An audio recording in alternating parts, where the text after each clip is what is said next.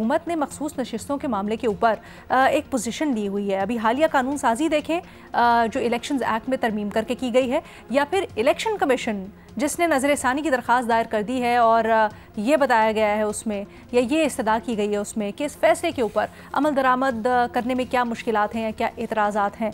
तो इसके चलते ये जो फ़ैसला है और इसमें जो तौहीन अदालत से मुतल्लिक रिमार्क्स दिए गए हैं, क्या अहमियत है सारे सिनेरियो में इन अहकामात की या इन बातों की? अपने तज्ज़ियाकारों के सामने हमने ये सवाल रखा है, क्या समझते हैं आप फ़खर दुरानी साहब? अलीना, मुझे तो ये बिल्कुल वाज़ेह मैसेजिंग नज़र आ रही है सुप्रीम कोर्ट की तरफ से हुकूमत को कि सुप्रीम कोर्ट के जो फैसले हैं उसके ऊपर अमल दरामद करने से आप इनहराफ नहीं कर सकते और हर सूरत में आपको जो है इसके ऊपर अमल दरामद करना होगा।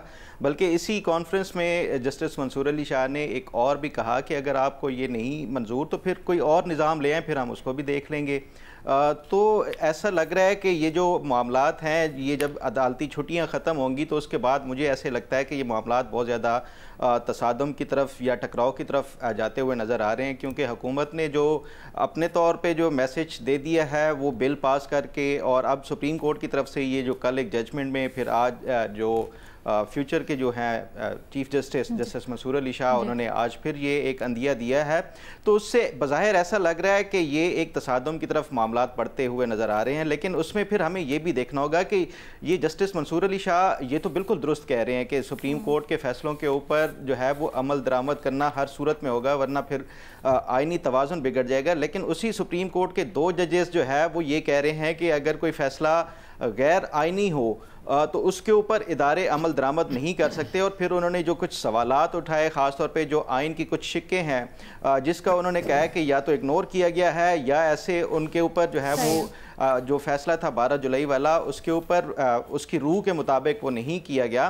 तो हुकूमत के पास भी एक सॉलिड जस्टिफिकेशन और ग्राउंड है, क्योंकि देखें आपने ये तो जस्टिस मंसूर अली शाह भी कह रहे हैं जजमेंट में भी, उसमें भी जो एक तकरीब में भी, लेकिन साथ साथ ये हुकूमत के पास भी जवाब है कि आप जो ये जो मखसूस नशिस्तों के फैसले के हवाले से डिटेल जजमेंट नहीं है, या आपने रीजनिंग नहीं दी, क्योंकि 2 जजेस ये बारहा उन्होंने सवालात उठाए हैं कि ये जो आपने 15 दिन का टाइम दिया है ये सरीहन आइन की खिलाफ वर्जी है, उसकी कोई जस्टिफिकेशन के हवाले से कोई डिटेल जजमेंट में नहीं आई। तो हुकूमत के पास भी मैं समझता हूँ कि आगे जो है ये मामलात को ये अगर कोई तौहीन अदालत की तरफ जाता है मामला या फिर किसी और तरफ जाता है तो हुकूमत के पास इसके सॉलिड ग्राउंड्स हैं, वो डिफेंड कर सकती है कि या तो पहले आप जो है इसकी डिटेल जजमेंट दें, हमें रीज़न बताएं कि ये जो 41 अरकान के हवाले से कि नए हलफनामे जमा कराएं 15 दिन के अंदर अंदर, जबकि आइन में 3 दिन का लिखा हुआ है वाज़े तौर पे, इसकी कैसे आप जस्टिफाई कर रहे हैं, उसके बाद तो इसके ऊपर अमल दरामद किया जा सकता है। लेकिन इससे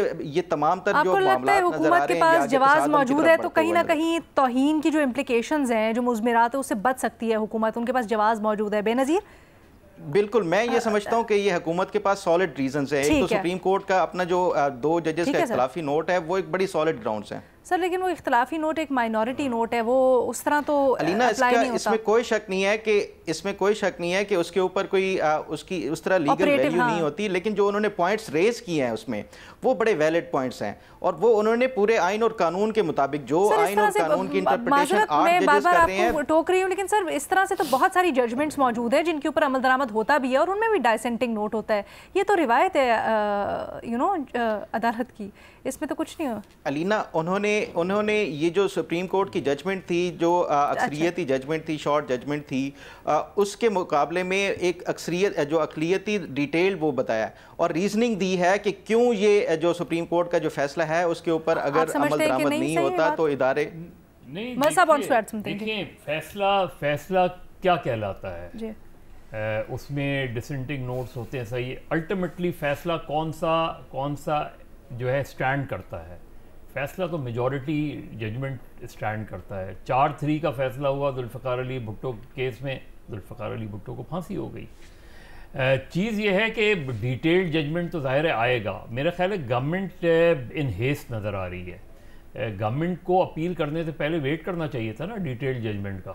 पहले आपको कोई भी कानून साजी करने से पहले वेट तो करते हैं डिटेल्ड जजमेंट का।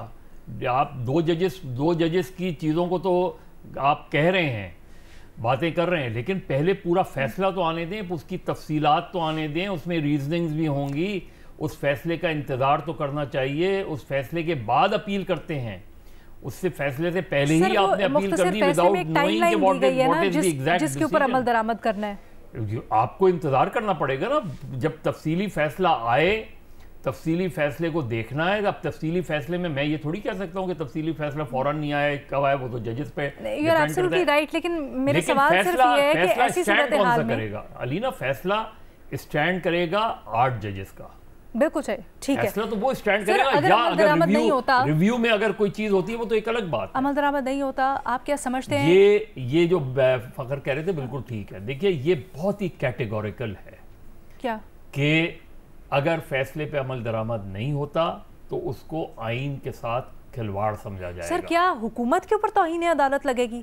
حکومت اور الیکشن کمیشن کے اوپر نہیں, اس پہ الیکشن کمیشن بھی ہو سکتا ہے, اسپیکر بھی وہ ہو سکتا ہے, لیکن یہ بات سیدھی تصادم کی طرف جا رہی ہے. گورنمنٹ اب چاہے مظلوم بننے کی کوشش کرے, جو کچھ بھی ہوگا, لیکن ایک پولیٹیکل کیوس پیدا ہونے جا رہا ہے. اور ظاہر ہے جب بھی ریویو ہوگا تو وہ ریویو جو ہے وہ میک اور بریک ہوگا. اوکے فخر, مختصر ترین بات کیجئے گا پلیز. مختصر 2 پوائنٹس. ایک مظہر صاحب جو کہہ رہے ہیں کہ ابھی تفصیلی فیصلہ نہیں ہے, حکومت نے جلد بازی کی ہے. 96 میں الجہاد ٹرسٹ کیس کا ابھی شارٹ آرڈر آیا تھا. حکومت نے اس ٹائم بے نظیر بھٹو صاحبہ کی حکومت تھی, انہوں نے ایک آرڈیننس لایا جس کو کیری کیا آگے نگران حکومت نے, پھر نواز شریف حکومت نے. 3 دفعہ ایک آرڈیننس اس الجہاد ٹرسٹ کیس کے جو ڈیٹیل ججمنٹ ہے اس سے پہلے وہ کیا گیا, پھر فائنلی ایک بل لایا گیا لیگل ریفارمز ایکٹ آف 1997. تو ایسا نہیں ہوتا کہ آپ ڈیٹیل ججمنٹ کا انتظار کرتے رہیں اور تب تک جو ہے وہ اس کے اوپر, یہ پہلے بھی اس طرح کی قانون سازی ہوئی ہے. دوسری بات جو توہین عدالت کے حوالے سے صرف اتنا یہ کہنا چاہوں گا کہ پارلیمنٹ کے اندر کوئی قانون سازی ہوتی ہے, کوئی ڈیبیٹ ہو یا کوئی اس حوالے سے حکومت کے اوپر کوئی بھی توہین عدالت نہیں لگ سکتی. تو حکومت نے اپنا جو ہے کیسے سکتے ہیں اپیل آپ کی کمزور ہو جائے گی نا اگر آپ نے ڈیٹیل ججمنٹ کا انتظار ہی نہیں کیا. تو آپ اپیل کس گراؤنڈ پہ کر رہے ہیں؟ پہلے ڈیٹیل ججمنٹ تو آنے دیں. سر وہی تو مسئلہ ہے کہ اگر یہ اتنا بڑا ایک فیصلہ ہے تو اس کے لیے پھر ڈیٹیل ججمنٹ, چھٹیوں پہ چلے جانا اور اتنا زیادہ وہ کرنا, یہ ایک بڑا اس پہ بھی. اچھا یہ ایک سوال ہے کہ آ جانا چاہیے تھا ابھی تک اس کا ڈیٹیلڈ جو ورژن ہے وہ آ جانا چاہیے تھا ججمنٹ کا, یہ سوال ہے. بٹ اس میں جو ٹیکنیکل پوائنٹس ہیں وہ کیونکہ ہمارے پاس آج قانونی ماہر نہیں ہے تو ان کو ذرا سائڈ پہ رکھ دیتے ہیں.